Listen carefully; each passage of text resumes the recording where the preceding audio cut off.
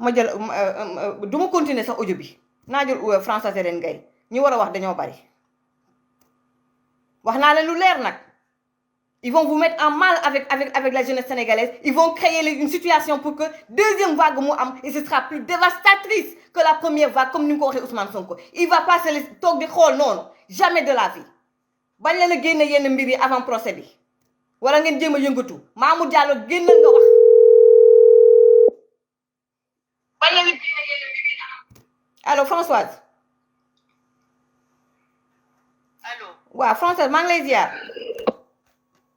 asalaamaaleykum. maaleykum salaam ñu ngi lay déglu di la nuyu bu baax a baax. waaw Mati maa ngi lay nuyu di la encore une fois rendre hommage pour ton courage. di la rendre hommage pour ton attachement à la vérité. Mati encore une fois permets-moi du questionner sa gëwël la mais damay wax ni boo fi nekkul woon ñun patriotes yi dinañu am difficulté pour mener ce combat parce que métti na ngay jàkkaarloog ay doomu aadama ñu lay sosal ngay jàkkaarloog doomu aadama ñu lay saaga ngay jàkkaarloog ay doomu aadama ñu lay refuser toute humanité yow maanaam yow sa di nga en tant que personne à la limite dañ ciy attaquer pour détruire mais yow yaa ngi tax tey courageuse vaillante comme une lionne donc c'est toi qui me donne le courage d'avancer yow ak Adji Sarr. Merci beaucoup. Parce que les plus grandes victimes de Ousmane Sonko en tout cas je sais que Mamour Dia benn la ci. mais yow ci jigéen yow man ak Adji Sarr. dëgg la.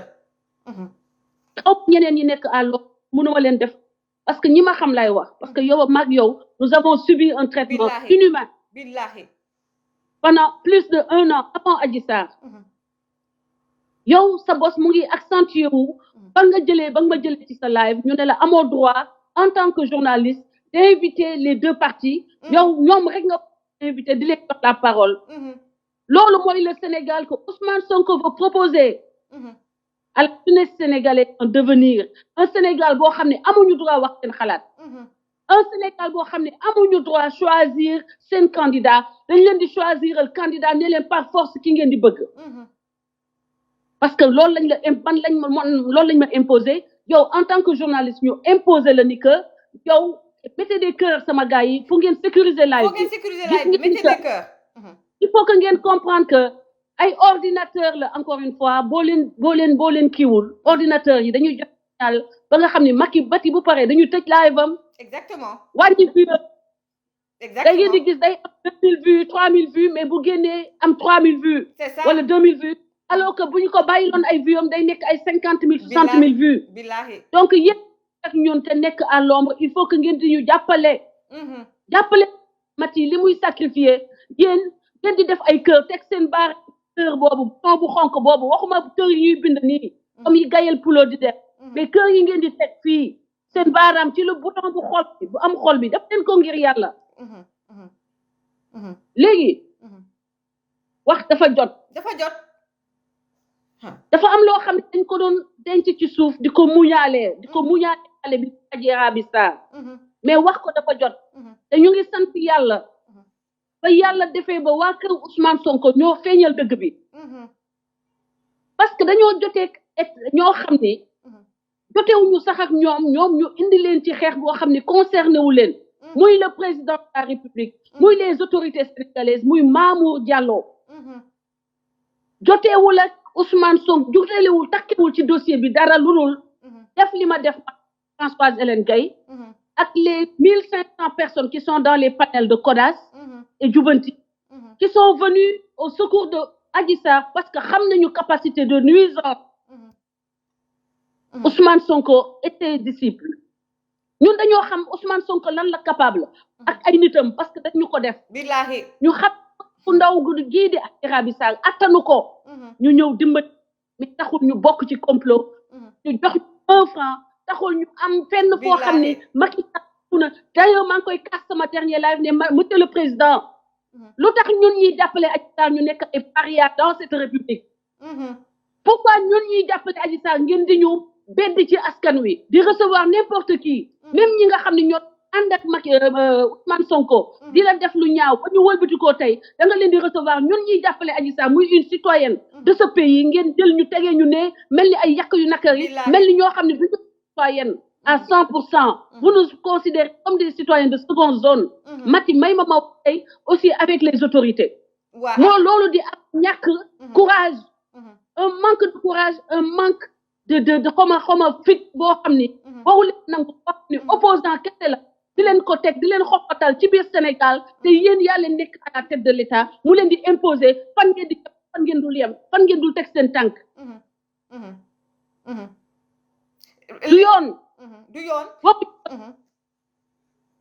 Mati toi ma sœur Adji Raby Sarr bu fekkee ni audio boobu ñuy wax di ko teg waaw MC Niass moo ko def moo ko jël yóbbu ko dugal ko ci ay groupe ak tamit page YouTube bi mu ko génnee chaîne YouTube boobu chaque jour fa lay defee ay sorteem foofu la audio bi njëkk a génnee moom ci boppam moom Adji Sarr nga expliqué loolu yëpp Adji Sarr dafa amoon confiance ci sëriñam mu trahir ko jël audio bi dugal ko foofu noonu le en même temps également amoon ay jamono am na idée bu mu joxoon Adji Sarr nga ñëw si tey moom waxal lépp ak aussi Adji Sarr ci situation la nekkoon métti yi mu doon dund à supposer que enregistrement bi nekk dëgg moom MC Niass moo sant Adji Raby Sarr dugal nañ ma ci appel man ak moom muy jàmbat situation Adji Raby Sarr bëgg ma dugal ci man ak moom ñu ciy wax te looloo tax ma couper les ponts avec lui parce que je voyais le gars pas sincère def leen ay cœur waa ji dama sant mata naa bu ma waxee nit damay xam nit ki ban façon nit la man ma décide couper les ponts avec ce monsieur là mais mënuma ko tere Adji pour mu continuer di wax ak sëriñam li sëriñam def il faut opinion publique ngeen déglu Sénégalais yi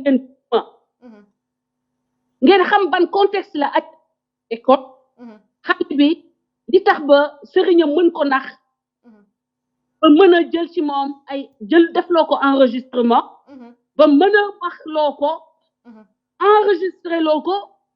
wax ko lan lay wax ci enregistrement yi parce que da koo wax ni dama lay jubóole ak Sénégal dama lay delloo ci société bi man mën naa ko parce que am naa capacité bi am naa relation yi muy côté religieux muy këru diine yi muy këru politique mën naa la delloo ci société bi defaraat la te dama lay takk boole ci nag dama lay takk defaraat la dugal la ci société bi ma ànd ak yow ñu wutal la passeport nga dem Amérique toog fa ñu toog fa maag yow loolu la ko MC Niass digoon moom Adji Sarr loolu la ko wax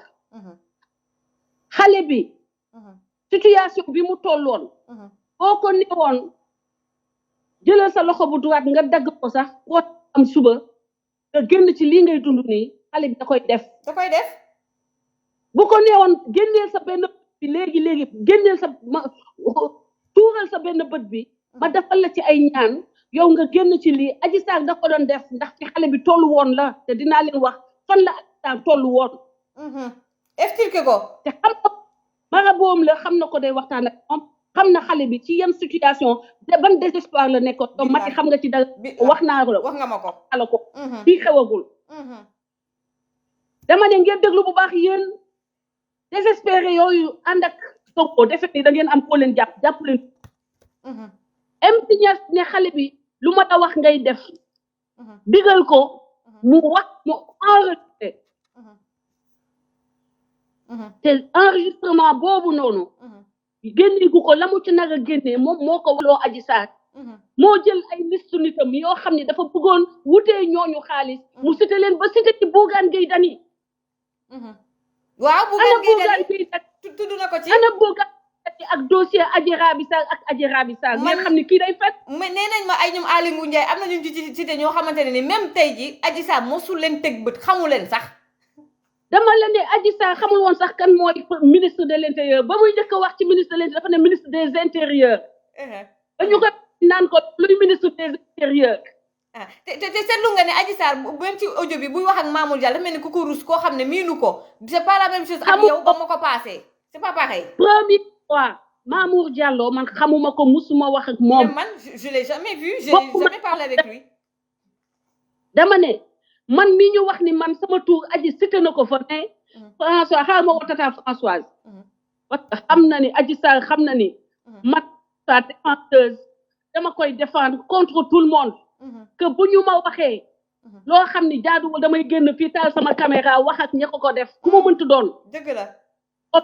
jaaxlee te xaaral ma woo tata Françoise du leneen man xamuma Mamour Diallo jeg ma kenn ku ñuy ci ñooñu ñuy cité bokkuma ba may dugg ci xaraa bi sax dama ne damay teg sama activité politique de côté li ma wax ay défendre président de la République ña nga xam ne ñoo ko war a défendre ña ñuy fay pour ñu défendre ko mënuñu ko défendre parce que mënuñu réseaux sociaux xamuñu réseaux sociaux ils n'ont ni les armes ni les munitions malgré tous les moyens qu'on leur a donnés ils ne défendent pas le président des réseaux ma ñëw je me suis collée à la tâche en même temps que à la tâche de défendre Adji Raby Sarr. Moment am na moment yoo xamante ne elle vivait une situation très difficile parfois même bu méttitu biir sa bu ko amee yaa koy jàppale pour ñu jëndal ko ay médicaments expliquer mbir mi nan lépp feeñ na tojal yax bi. tey moom dafa jot tey waaw on va dire la vérité Adji Raby Sarr moo daw wër ba muy dégg ñuy wax Mamour Diallo Mamour Diallo Mamour Diallo Adji Raby Sarr toog amul kër fu muy kër yaayam ba nekk fëte par Grand Yoff comme kii statistique précarité bi fa nekk mënu ko garantir la sécurité xam te xam na ni ñu ngi ko defal ay menaces de mort kër papa Pikine mënu ko garantir sécurité Raby Sarr dem bëri Mamour Diallo pour ne ko dimbali ma comme dafay dégg sa tour tout le temps xëy na mën nga ma jàppale dimbali ma am kër gu ma nekk ba ñu bañ ma fi fekk rey ma Adji Raby amul woon lu mu nekk amul fu muy tëdd sans domicile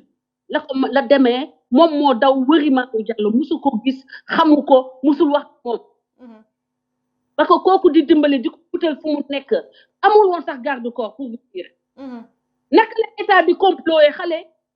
jël xale bu am 20 ans joxu ko kër joxu ko garde corps joxu ko muy lekk mais après la am ay waa BIP ñëw di ko garder je pense bien après Adji Sarr dafa doon fanaan ci kër moom kese au début ba dossier pour porter plainte Adji dafa doon fanaan ci kër moom kese partagé live bi Sénégal bi sorti moom dafa doon tëdd du mën nelaw parce que dafay ragal guddi gi dina am ñi dinañ ko fa fekk rek ci ne kër gañ ko njëkk dimbalee parce que Mamour Diallo amul wax bu ko joxee moom ay garde corps ci saa waaw et puis je pense qu'il avait même des problèmes même pour seetaan télé câble sax bu mu branché pour seetaan télé ça c'était difficile elle avait même pas les moyens 5000 francs yi muy fayee canal am na jamono amu ko billahi amul 1 franc bu muy jox wala bu muy jox maamam bi nga xam ne moo nekk Njirnda ba suñu benn membre classe la ñu waxtaanal bu koy jox muy yónnee maamam chaque mois 50 000 les preuves sont là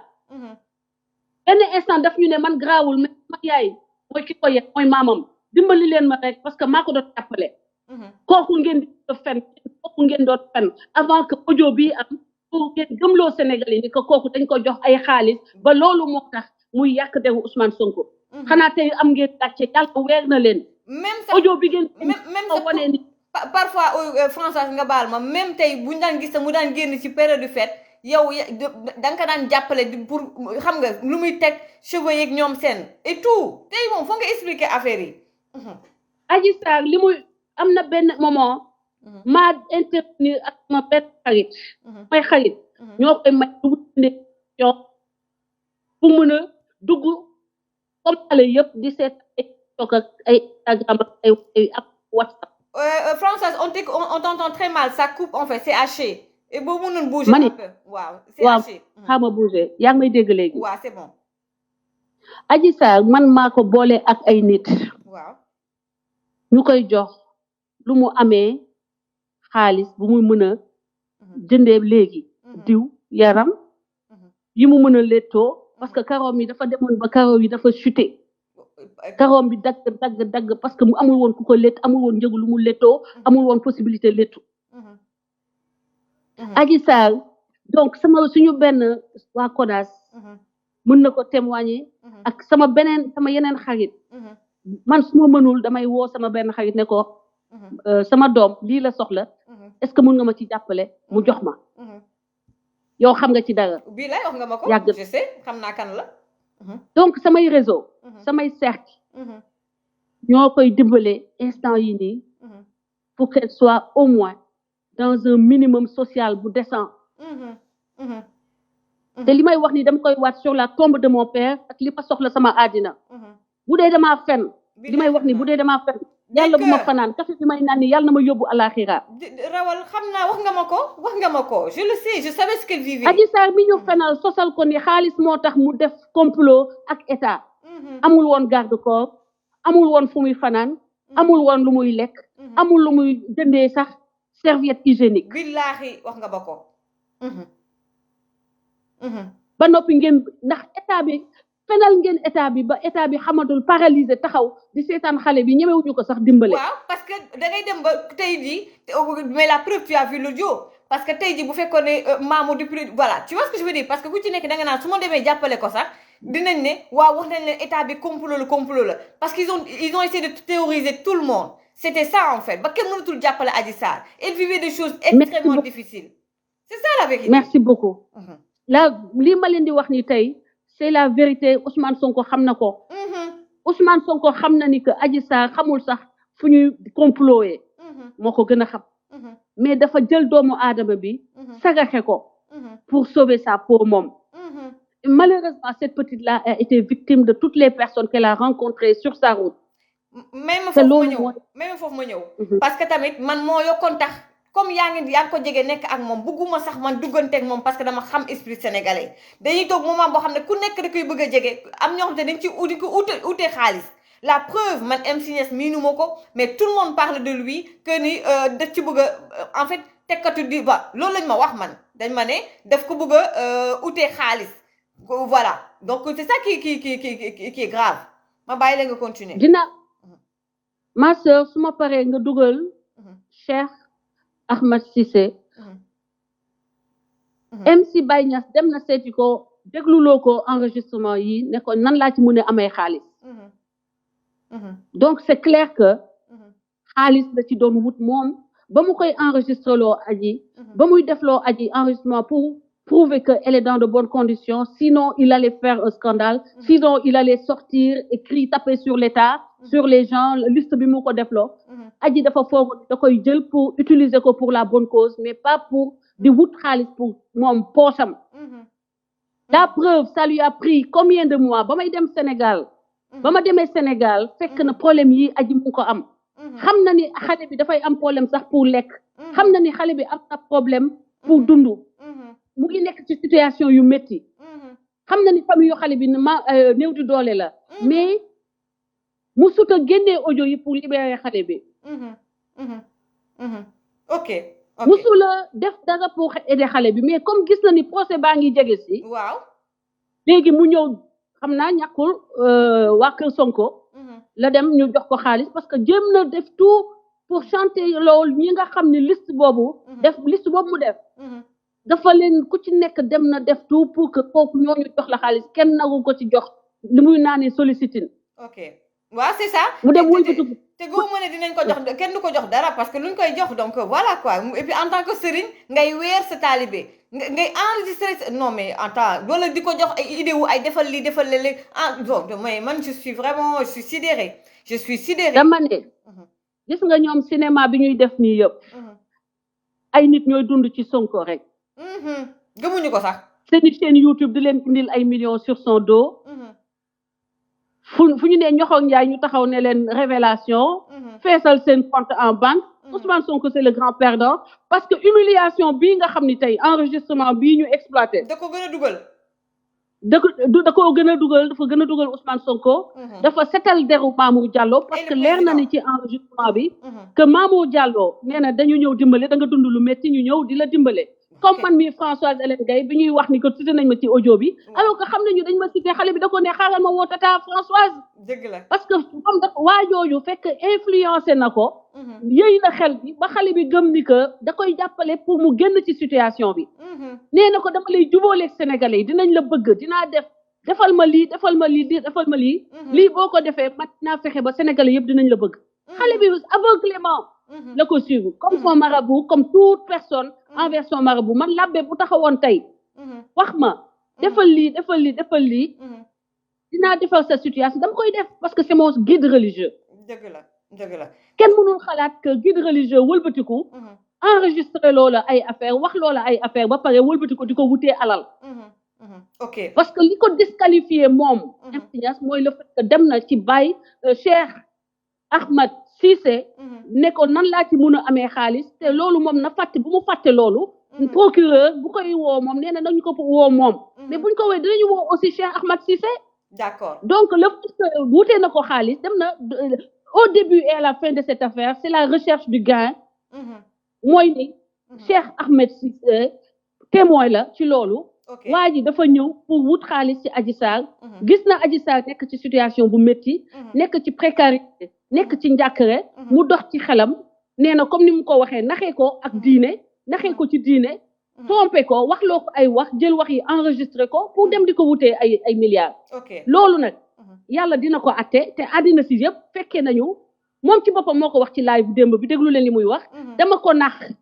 ci diine wax loo ko. yaa ngi dégg. waaw xale bi nag da koo wóolu moo tax mu mun koo defloo waxloo ko xale bi topp ci li mu wax. ba lii indi tey scandale bi mais c'est un feu de paille. mais lépp dina leer parce que tey preuve yu rëy a rëy yi am na lu rëy lu war a génn loolu bés bu génnee di ngeen comprendre lépp ak tout ce qu'on est en train de dire di ngeen comprendre lépp parce que du Mamour Diallo ak lu munti demee tey même tey Mamour Diallo tey supposons que ni Mamour Diallo xam na ni Adji Sarr ak Ousmane Sonko il se passe quelque chose xam na ne Ousmane Sonko day fréquenter ay salon xam na ne Ousmane Sonko lii ak lii muy visam Ousmane Sonko a voulu détruire sa vie tey même en politique bu ko neexee xam na dara ci diw mais mu fexe ba àddina bi yëg ko. c'est tout loolu mooy complot déedéet. non Mamour Diallo moo fa war woon dem loolu mooy wax ja. Mamour Diallo man ak Mamour Diallo ñoo yem dañoo nekk ay victimes bu Ousmane Sonko ñu gis une troisième victime ñu ñëw di ko apporter notre réconfort notre soutien. c'est tout maintenant. à supposer on va je vais conclure comme ça nga mën a woo naa la jox numéro Cheikh Ahmed Cissé nga woo ko. à supposer même que Adji Sarr est menti. Mais ça ne, voilà, cette fille-là, même si elle mentait, la réaction de Ousmane Sonko est disqualifiante pour quelqu'un qui voudrait être un chef d'État. Puisque réaction Sonko par rapport aux faits a été inappropriée. En tant qu'homme d'État, quelqu'un supposé gérer notre État, notre République, notre pays, notre peuple. Sa réaction à une situation qui serait par extraordinaire le mensonge, n'aurait pas été de dire c'est un combat mortel qu'il nous faut, aucun goutte d'eau de sang ne serait de trop, sortez dans la rue. Résistance. Mortel combat. Et la réaction de Sonko est une réaction qui valide le fait que Sonko serait au-dessus des lois, ce qui le disqualifie en tant que quelqu'un candidat à la présidence de la République. Parce qu'un homme d'État n'aurait jamais agi de la sorte. De sa réaction a découlé un soulèvement populaire et la mort de 14 jeunes. Donc mani la waxu Sonko nañ ko teg fële ñun xam nga lu ñu wax lii c'est grimace c'est simagrée c'est jeu de manche c'est cri d'orfraie. Ne nous impressionne pas, nous on ne dit qu'une chose, un procès et la paix. C'est tout. On l'a dit, on le redit, un procès et la paix.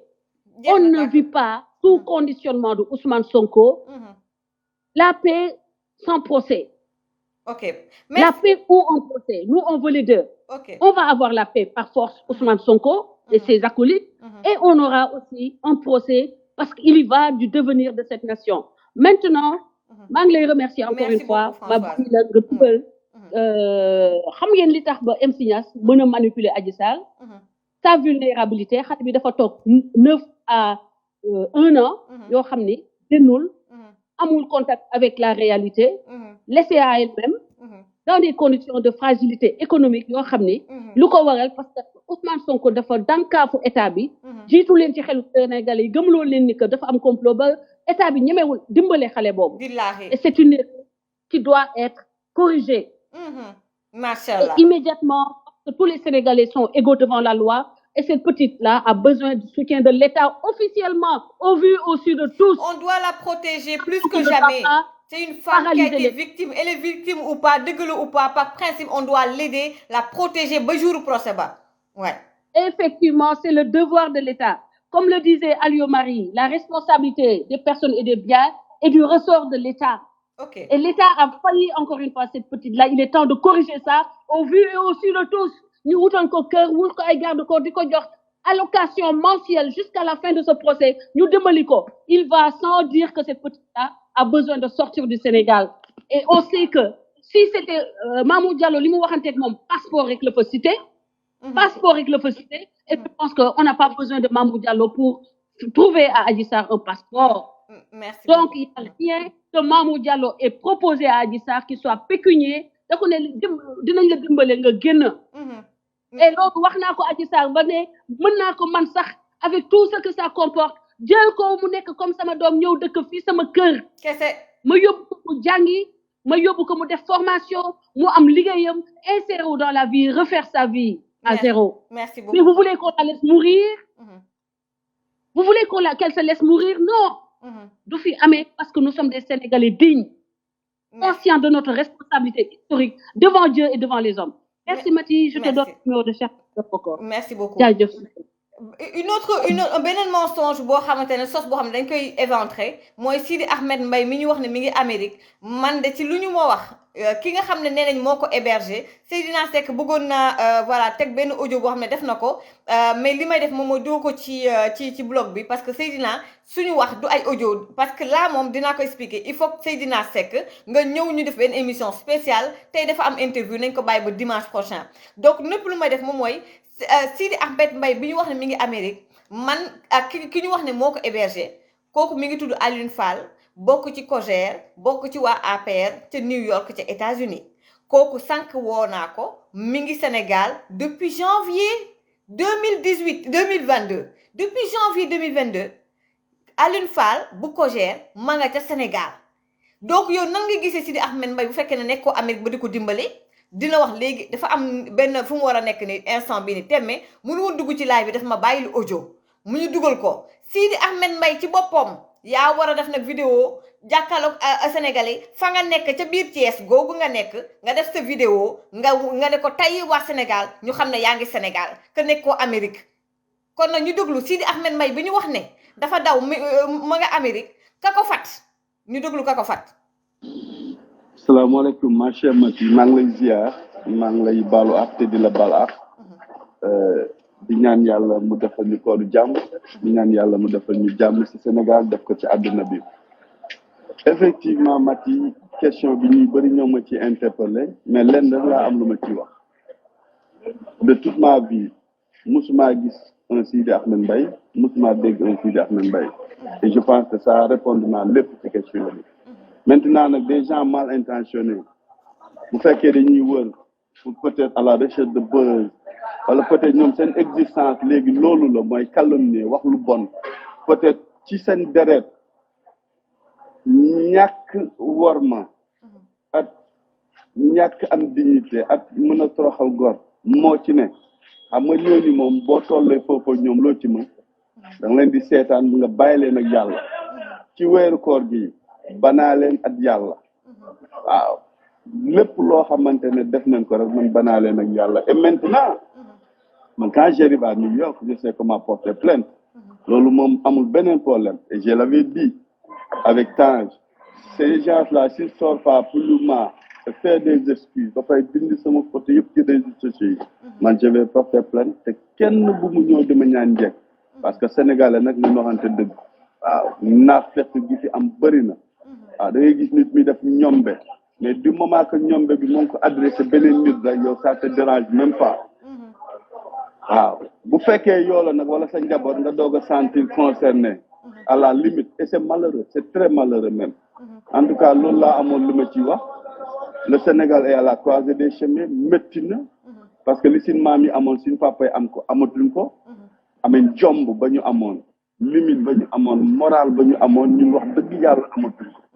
donc suñu génération c'est un peu différent nous sommes un peu perdus waaw li Senghor doon wax rek suñu culture moom li naan tu gardes ta culture et tu essaies de t'émanciper ñun dañoo jël suñu culture sànni fële dem di émanciper wu loo xamante ne xamuñu ci dara malheureusement c'est ça la situation maa ngi leen di encourager liggéey bi ngeen di liggéey am na solo trop ndax média bu ñuy wax 4e pouvoir média bu mel ni yéen la ak seen numérom pas média yoo xamante ne dañuy jël cause fait dem di jéem a ànd ci benn coalition pour jéem a créer une autre alternance boo xamante ne peut-être ñoom seen intérêt la donc yal nañu yàlla defal jàmm def ci xel li dal def ci xol li dal Sénégal bi nga xamante ni ñëpp bokk ko ba ñuy wax le génie sénégalais moment bii ñu nekk nga xam ne moment bu un peu difficile la sur le plan politique ñu mun fi jàll ak jàmm ak salaam bonsoir. Voilà donc kii moom moo doon Alioune Fall bu Cogère bu nekk New York moom la ñu maximum de cœur s'il vous plaît maximum de cœur on termine en beauté Seydina Seck dinañ ko invité duñu mun teg audio Rahman Cissé dinañu ko jël aussi une autre fois incha allah sans problème parce que heure bi def nañu gars yi maximum de cœur s'il vous plaît kii di wax ni léegi nee na dina porter plainte parce que lii diffamation la donc moom Alioune Fall bi nekk New York fële ca États-Unis moom la ñu wax ne moom moo fat kii di Sidi Ahmed Mbaye bi nga xamante ne moom mooy xaritu Adji Sarr moom nee na c'est faux c'est archi faux depuis janvier 2022 mi ngi Sénégal delluwul fële ci Amérique suba sax la ci semaine bi la war a semaine prochaine moom la war a dellu Amérique kon c'est archi faux kon nag moom dina porter plainte ndax lii diffamation la bu loolu weesoo Sidi Ahmed Mbaye aussi nag génne def témoignage wone boppam ñu xam ne mi ngi Sénégal parce que nee nañ ma instant bi mi ngi foofa mi ngi ca